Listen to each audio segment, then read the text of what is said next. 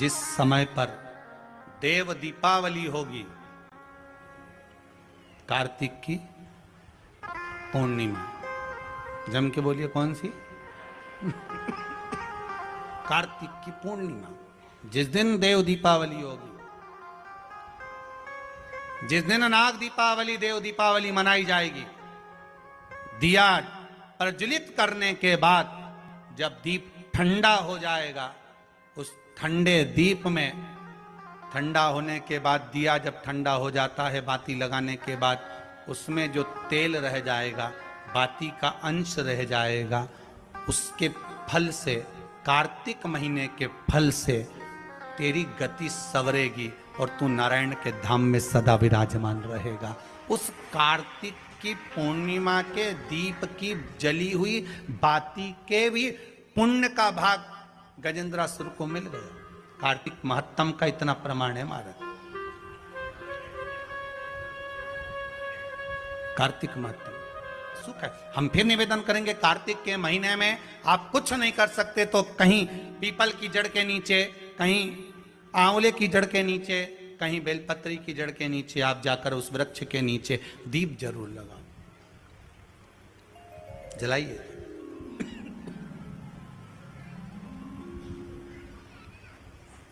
कार्तिक का महीना चल रहा है, अगर ज्यादा दुख है, तकलीफ है, तो दुख दहन स्तोत्र का पाठ। कौन सा पाठ?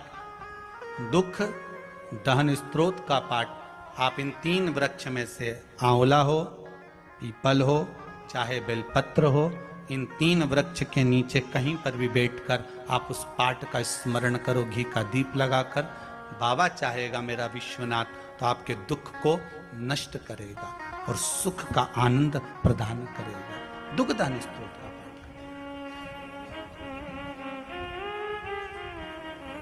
शिव उपासना,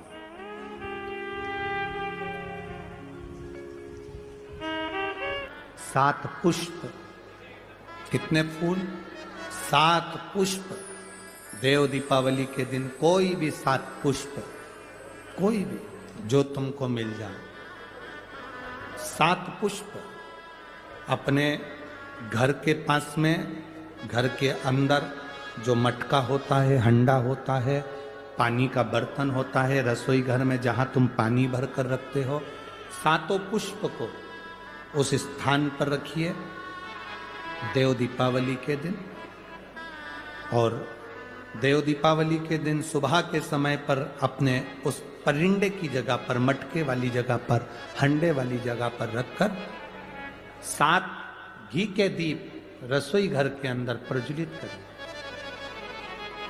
7 दीप की पूजन करिए और पूजन कर कर वो 7 पुष्प जब दीप ठंडे हो जाएं, पूर्ण तरह से आनंद के साथ सुबह के समय जब आप पूजन कर लें, उन 7 पुष्प को दिन भर में से कभी भी देवाधिदेव महादेव के दरवाजे पर, शिव के दरवाजे से मतलब है शंकर के ऊपर, अगर शिव के मंदिर नहीं जा सकते तो बेलपत्री के नीचे, बेलपत्री के नीचे भी नहीं जा सकते तो पवित्र नदी के तट पर, या पीपल के वृक्ष के नीचे, या आंवले के वृक्ष के नीचे, वो 7 पुष्प को अपनी कामना कर कर लक्ष्मी प्राप्ति के लिए कुछ देर रख दें। रखने के बाद 1 पुष्प उसमें से वापिस बाबा से कुबेर भंडारी का भंडार भरने के लिए लेकर आए, उसको अपने पास में रख कर देखना, अगले साल जब देव दीपावली आएगी तब तुम्हें याद आएगी कि बाबा ने भंडार भरा, खाली नहीं रखा। तो 7 पुष्प 7 दीप, सुख देने वाली देव दीपावली। शिव महापुराण की कथा कहती है, फिर एक चीज करिए, अशांति जब भीतर बार बार आ रही है, अशांति जब भीतर बार बार प्रवेश कर रही है, चाहे संतान से हो, स्वास्थ्य से हो, संपत्ति से हो, संबंध से हो, संसार से हो, 5 जगह से जब अशांति प्रवेश कर रही हो, तब शिव महापुराण की कथा कहती है कि बन सके तो कार्तिक महीने के अंदर जो पचवीगन आता है, पचवीगन जानते हो आप लोग, अभी आ रही है आपकी और हमारी दीपावली, पर इसके बाद में ये अमावस्या निकलने के बाद जब कार्तिक की पूर्णिमा आएगी, तो कार्तिक की पूर्णिमा के पहले से जो 5 दिन गिने जाते हैं, कार्तिक की पूर्णिमा के दिन 5वां दिन होना चाहिए। ये 5 दिन जो पचवीगन के गिने जाते हैं, इसको कहते हैं देव दीपावली। तो क्या करना है कि ये 5 जो अशांति आने के केंद्र हैं, जहां से हमें अशांति मिल रही है, कभी संसार वालों से, कभी संपत्ति से, कभी संसार से, कभी संबंधों से, कभी स्वास्थ्य से, कभी संतान से, ये 5 जगह से जो अशांति आ रही है, तो 5 दिन जो देव दीपावली के आते हैं उसका स्मरण करें। देव दीपावली के समय पर भगवान देव दीपावली के समय पर इसको साधने का प्रयास करें।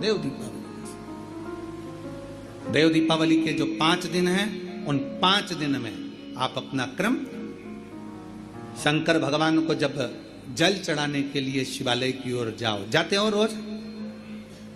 सब लोग जाते हो? हर हर